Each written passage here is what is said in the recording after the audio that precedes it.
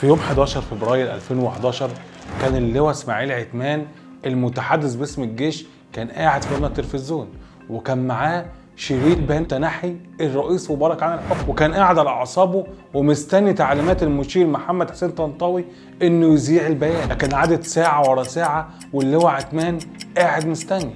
البيان اتاخر والناس حوالين مبنى مسبيرو بيتظاهروا عايزين يسمعوا البيان. فاللواء اسماعيل عثمان رفع سماعه التليفون وكلم قياده الجيش وسال هو ليه البيان لغايه دلوقتي ما جاليش امر ان انا اذيعه، وعرف ان السبب هو سوزان مبارك. سوزان مبارك اللي كانت قاعده في الفيلا في القصر الرئاسي بتعيط ورافضه تسيب القصر، وعملت موقف كان السبب الحقيقي في تاخير البيان، وعملت حاجه غريبه جدا، خلت البيان بدل ما يتذاع الساعه 1 اتذاع الساعه 6 مساء. عايز تعرف ايه اللي عملته سوزان مبارك اخر بيان التنحي، وايه كواليس واسرار مذكرات سوزان مبارك الممنوعه من النشر؟ تابعنا لاخر دقيقه في الفيديو، ولو وصلك الفيديو اعمل لنا لايك وشير واكتب ان هو وصل عشان تضمن ان كل فيديو جديد يوصل لك.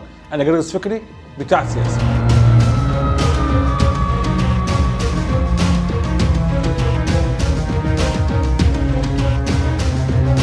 بيحكي الكاتب عبد اللطيف المناوي رئيس قطاع الاخبار في عهد الرئيس مبارك واحد اهم المقربين لنظام مبارك في كتابه الايام الاخيره لنظام مبارك ان كان سوزان مبارك قبل التنحي او قبل مظاهرات 25 يناير كانت بتتعامل عادي جدا، لكن تصاعدت المظاهرات والموضوع كبر ووصلنا للحظه التنحي. واليوم ده بيحكي عنه عبد اللطيف المناوي بيقول انا جالي تليفون من مسؤول عسكري كبير بيقول لي اجهز في بيان هيجي مع اللواء اسماعيل عثمان، البيان ده سجله عمر سليمان. وتفاصيل البيان ده ان الرئيس محمد حسني مبارك كلم عمر سليمان وملاه البيان وقال له انا عايزك انت اللي تذيع البيان، مش عايز اي مسؤول عسكري من الجيش يذيع البيان. فاللواء عمر سليمان ساله اشمعنى انا؟ فالرئيس قال له عشان ما يبانش ان في انقلاب عسكري هو السبب في رحيلي. وبيقول عبد اللطيف المناوي انا كنت قاعد في مكتبي في التلفزيون المصري مستني اللواء اسماعيل عثمان المتحدث باسم الجيش، وفعلا جالي الساعه 12 الظهر وفي جيبه شريط صغير فيه بيان التنحي، وسالته هو ايه الشريط ده؟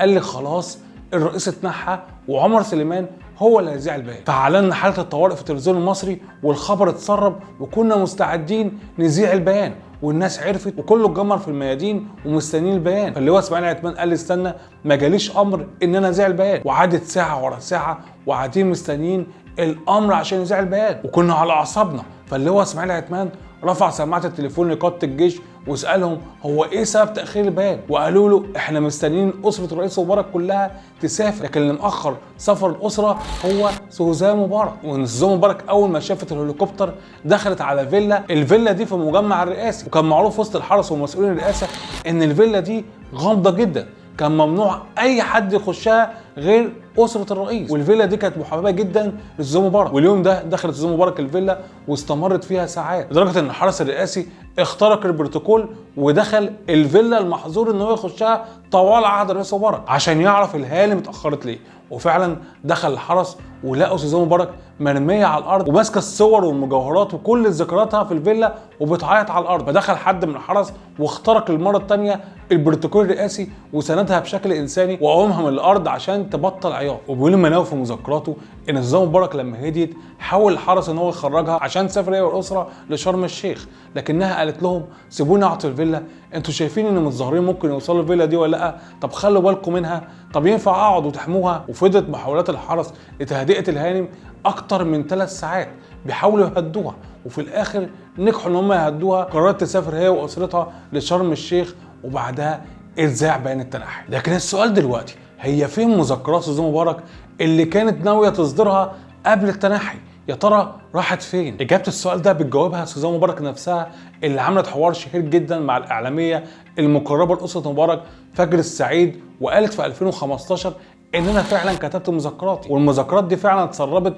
في وسائل اعلام مصريه واجنبيه وكانت بتحمل عنوان مذكرات سيده مصر الاولى 30 سنه على عرش مصر. وكانت بتقول سوزان مبارك تفاصيل وكواليس جديده حصلت في التنحي، بتقول مثلا ان في اول فبراير 2011 جالنا اكتر من عرض للجوء السياسي، جالنا من امريكا نفسها والسعوديه والامارات، لكن الرئيس مبارك رفض وقال انا هموت في مصر. وقالت كمان في مذكراتها انها قررت تكتب المذكرات دي اول ما وصلت شرم الشيخ. الغريب ان سوزان مبارك قالت في المذكرات ان كان الابن المقرب لمبارك مش جمال مبارك، لا كان علاء مبارك، وهو اللي كان اكثر تدخل في السياسه، وكان مبارك بيستشيره في امور سياسيه كتير جدا. بتحكي سوزان مبارك في مذاكرتها عن حلم غريب جدا او كابوس فضلت تحلمه اخر 10 سنين في حكم الرئيس مبارك. كانت بتحلم دايما ان هي لابسه لبس الملكه ناظلي والحبل ملفوف حوالين رقبتها، لدرجه ان هي كانت بتقوم مفزوعه واتفقت مع دكتور نفسي شهير يجي يعمل لها جلسات نفسيه، وفعلا كان بيجي بانتظام القصر الرئاسي عشان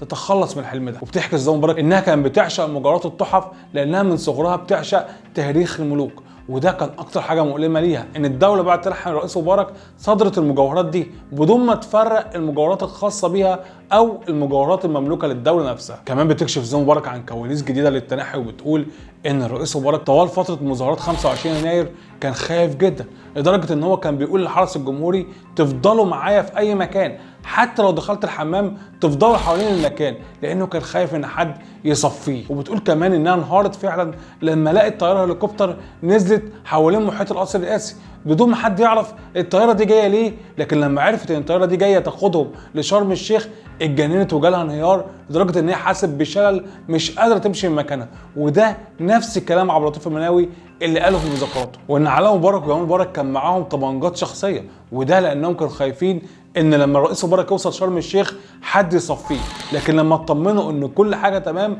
تخلوا عن الحاجات دي. وبتحكي سوزان مبارك ان المذكرات اللي كتبتها قبل 25 يناير كتبها معاها كاتب وصحفي شهير جدا، وكان دايما بيتكلم عنها احسن كلام وبيمدحها في كل مكان، لكن بعد ثوره 25 يناير قعد يذم فيها ويقول فيها كل حاجه وحشه. طبعا الكاتب ده معروف لكن مش هينفع نقول اسمه طالما سوزان مبارك نفسها لم تذكر اسمه، لكن في نهايه الفيديو هسيبكم انتوا تخمنوا في التعليقات مين الكاتب اللي سوزان مبارك قالت عليه ان هو كان بيكتب لها مذكراتها قبل 25 يناير وبعد 25 يناير قلب عليها وبقى يشتم فيها هي والرئيس مبارك. شاركونا براكم في التعليقات، ولو عجبك الفيديو لايك وشير، وطبعا صفحتنا على الفيسبوك وقناتنا على اليوتيوب وقناتنا على تيك توك.